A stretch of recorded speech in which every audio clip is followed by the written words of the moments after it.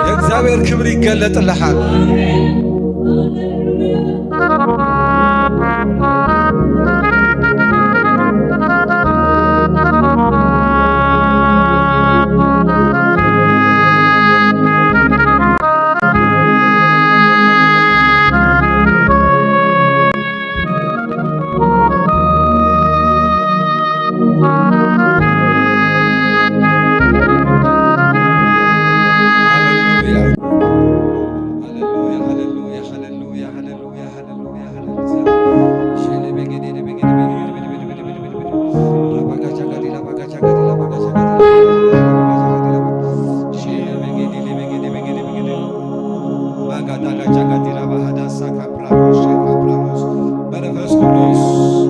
መንፈስ ቅዱስ የእውነትን ጉባኤ ግለጥ።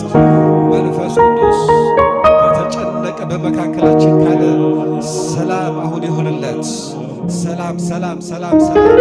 የሰላም አምላክ ነህ። ሐዋርያት በአንድ ቤት ተጨንቆ እያሉ ተሰብስቦ ተጨንቆ አይሁድ ነገ